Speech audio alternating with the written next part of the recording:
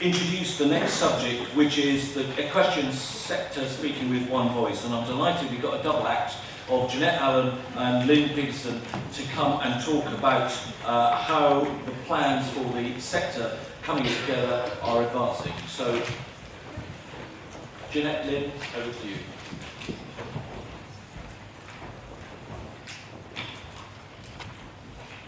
Please have control of the zapper. You are very confident. Push me up. Good morning, everyone, my lords, ladies and gentlemen. Thank you very much, Minister, for your kind words about how much work many of us in the sector have been doing. We're going to mention a few of those and some others as we go through our presentation. But firstly, what I want to do is, as Chair of what was the Equine Sector Council Steering Group and Lynn as Chair of the British Horse Industry Confederation, is give a little bit of history, a bit of context as to why we are where we are. Lots of clicks. So we have the British Horse Industry Confederation, we had the Equine Sector Council for Health and Welfare, and now we have the British Horse Council. Horse does mean equine in this instance. The real context for this goes back 10 years. 10 years ago, not only horse lovers, but the British public were horrified by the images on national news of over 100 horses, ponies and donkeys being rescued from the horrors of Spindle's Farm, where starving and sick animals were surrounded by the carcasses of already dead ones. In the wake of that horror, Her Royal Highness the Princess Royal called on us as a sector to come up with better ways to cooperate and to make the most of our diverse experience and expertise for the benefit of the UK's equine animals alongside equine-related industry. It was recognised that many organisations, groups and committees were all working for the betterment of the welfare of horses, ponies and donkeys, and challenged us to pool those resources in a more effective way. The National Equine Health and Welfare Protocol was drawn up as a result. It was a 10-year plan. Those 10 years are now up. During that time, we've faced some major challenges as a sector, not least the horse meat scandal of 2012. The protocol brought together equine welfare, enforcement and government bodies from national, devolved and local level, and it became the Equine Health and Welfare Strategy Group, which, post-2012, then became the Equine Sector Council for Health and Welfare. Operating alongside but separately the whole time has been the British Horse Industry Confederation.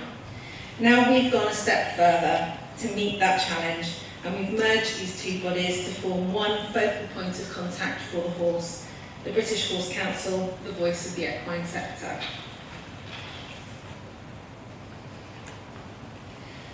In the formation of this newly merged entity, we've started by utilising the representation already in situ on both the Equine Sector Council Steering Group and the British Horse Industry Confederation Board, as these entities effectively had to elect to discontinue themselves, we had to vote ourselves out, and make way for the new merged British Horse Council.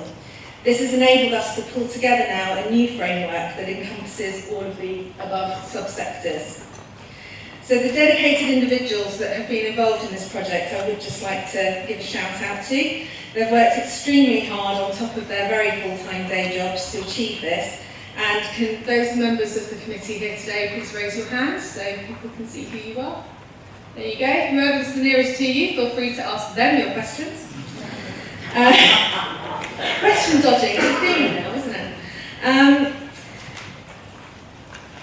Organisations within each subsector will be called on to nominate potential volunteer board members as vacancies arrive in those subsectors. But crucially, as we've said from this platform before, this enterprise is about cooperation, coordination, but mostly consensus. Where the sector disagrees about an issue, the Council will not represent any view, rather leave it to individual organisations to lobby their own views.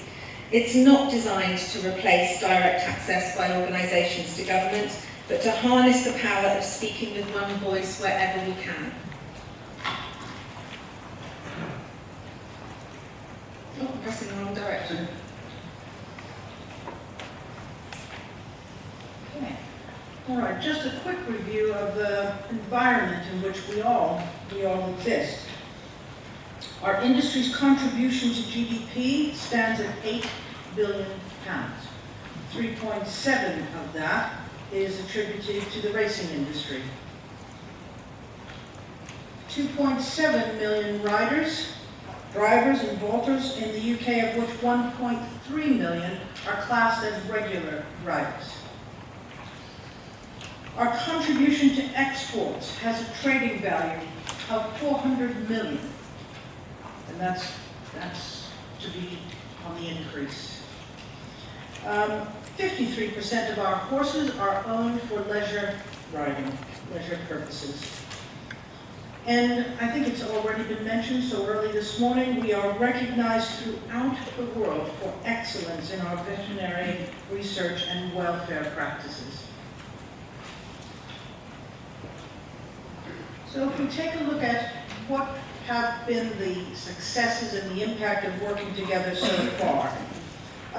In 2014, the enhanced tripartite agreement came into effect, enabling only those horses of demonstrably higher health status to travel under the TPA without veterinary health certificates. New control measures for contagious equine metritis. 36 days ago, the responsibility for the control of CEM was transferred from the Animal and Plant Health Agency to the equine industry, which signals a very strong partnership between industry and government working together with the Chief Veterinary Officer. The Control of Horses Act came into force in 2015, allowing landowners to deal more quickly and effectively with horses being illegally grazed on land without permission. Export protocol between the UK and China was agreed in 2014 to facilitate the export of horses, primarily thoroughbreds and sport horses, into China. The UK is an active player in this massive and growing market. Remember, 1.3 billion people in China. The manifesto for the horse that focused on three main areas: improving health and welfare post-Brexit, improving equestrian trade and government partnership, and increasing participation in equestrian pursuits. Under the leadership of Dame Caroline Spellman, the APBG for the horse has become an active part of parliamentary life. And finally, the new code of practice for welfare of horses, ponies, donkeys, and their hybrids. This was drafted by the equine sector for DEFRA, and it will come into force on the 6th of April. So that's been some of the successes of working together so far. Current initiatives, what's happening now? A new code for licensed premises. There has been a review of licensing for animal establishments in England, and the British Horse Council are assisting with model conditions and guidance notes for these regulations going before Parliament very, very shortly. Discussion with DEFRA on EU exit issues. We have mentioned that so far. We need to secure this future with minimum difficulty. And we stand ready as the British Horse Council to assist DEFRA in every way possible with regard to these issues surrounding exit. The improved ID in CED, I'll do the same. I'll defer to Stuart, who's going to talk with you shortly. But the Central Equine Database is a tool for passport production, enforcement, and prevention of the spread of disease. But finally, the retrospective microchipping effective enforcement. The British Horse Council gave coordinated responses to the consultation. We are calling for a more robust equine identification system, and we are pushing for the microchipping of all horses, not just those born after 2009. We want to see far easier enforcement, such as fixed penalty notices being issued for non-compliance. Okay, and just to give a quick word to the future, it'll be quick because I've been shown a sign. What we're looking at the moment is undertaking a legislative review, looking at all EU regulation that touches on the horse or equine related industry and seeing what recommendations we might make after day one equivalency has been achieved for the future, potentially enhancing existing regulation more fit for the UK specifically. We will be affected by the animal health regulation coming in 2021 and will assist government in helping keepers understand what different adjustments they might need to make under that regulation. Obviously we've got the database being launched and as we've already mentioned the challenges of the EU exit. A big one of those, let's be honest, is the movement of horses across the border from North to South Ireland. So that's a political hot potato but one that massively affects our world. So it's one we need to be very active in discussing.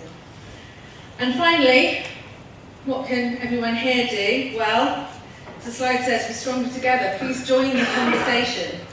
We have a full meeting coming up on the 13th of June. We meet as a very large group twice a year, and any equine-focused organisation can join the mailing list by contacting that email address there, info@britishhorsecouncil.org.uk.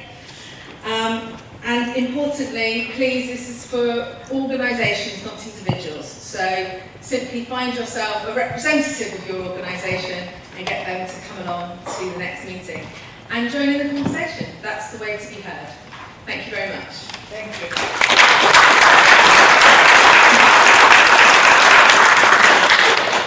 That's clearly good news. Thanks very much, Lynn and Jeanette.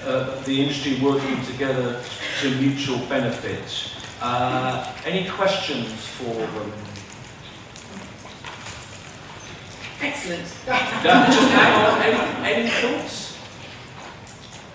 You're all happy? You're all involved? You can all attend on the 13th of June via your respective organisations because it's really important that everyone speaks with one voice. The one thing that always confuses governments when there are different segments talking to ostensibly representing the same sector. It's a really, really difficult thing for government to deal with. So you're all happy? Thanks very much. Both. Great.